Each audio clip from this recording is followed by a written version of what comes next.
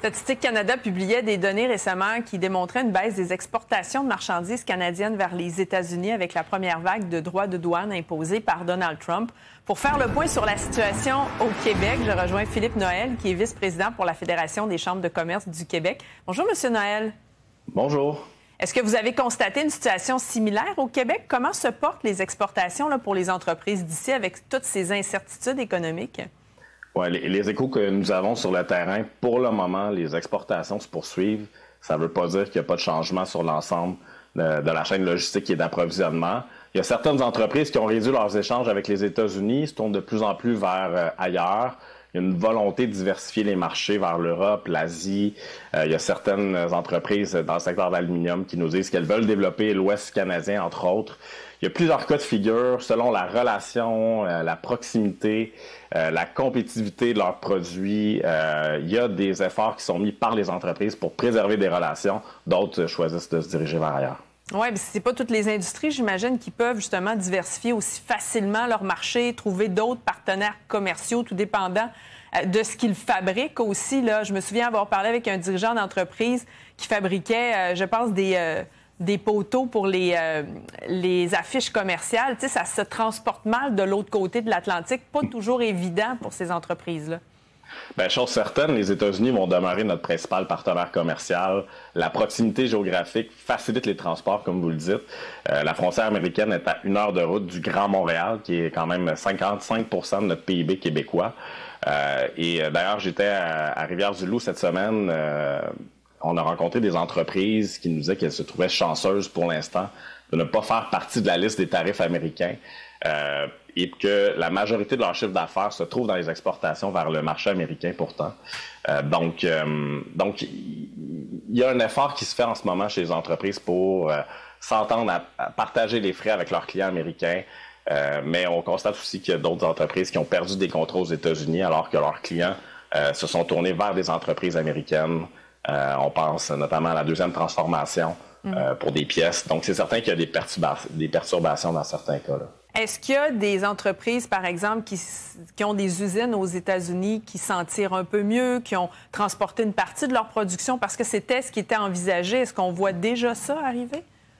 Bien, il y a des entreprises en ce moment qui adaptent leur stratégie. Quand je parlais qu'il y avait des changements dans la chaîne logistique, la chaîne d'approvisionnement, si des entreprises ont des adresses aux États-Unis, elles vont tout faire pour éviter des tarifs et augmenter les coûts d'opération, c'est certain.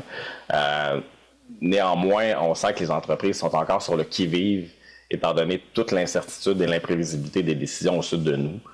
Donc, c'est sûr que nous, à la Fédération des chambres de commerce du Québec, on va continuer à surveiller ça, puis à supporter nos entreprises pour que les bonnes décisions soient prises aussi dans ces temps d'incertitude économique. Selon votre connaissance, quels secteurs actuellement sont les plus affectés par les tarifs? Il y a les tarifs, mais il y a aussi les contre-tarifs qui, je me souviens, inquiétaient beaucoup les entrepreneurs.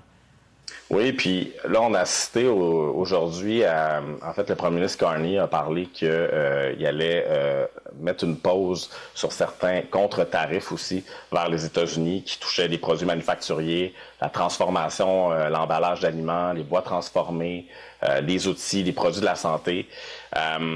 Nous, on sentait que du côté des entreprises, les contre-tarifs, souvent, ça les pénalisait plus que d'autres choses. Est-ce qu'on peut lire de cette décision qu'il s'agit plus d'une main tendue envers l'administration Trump pour qu'elle soit incitée à revenir sur cette décision de ne plus imposer de tarifs à notre économie?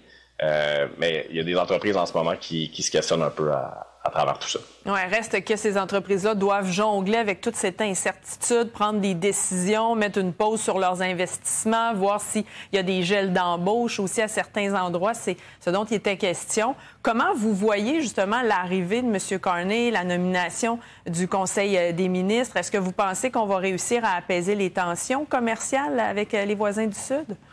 Bien, chose certaine, ça semblait être un beau déplacement de la part du premier ministre Carney vers Washington, parce qu'on a senti un changement de ton un peu aussi dans les dernières semaines.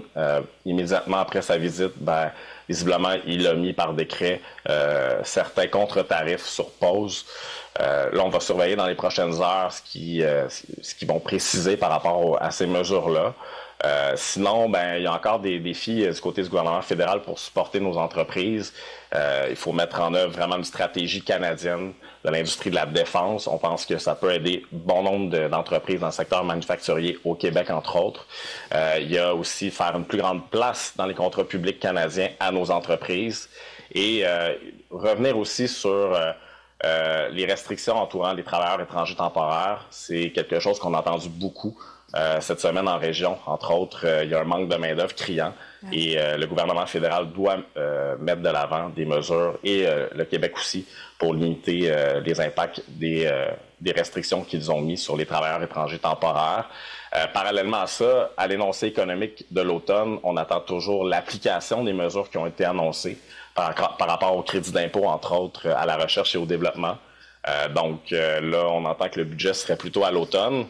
On espère que d'ici là, s'il y a un projet de loi qui amène des mesures fiscales, qui mettent en œuvre en fait les mesures qui ont été annoncées au dernier énoncé économique, qui aideraient les entreprises, comme des crédits d'impôt, pour qu'elles puissent investir dans la recherche, mais aussi dans la commercialisation ultimement. Oui, beaucoup de défis qui attendent nos entreprises du Québec. Philippe Noël, vice-président de la Fédération des chambres de commerce du Québec, merci d'avoir été avec nous.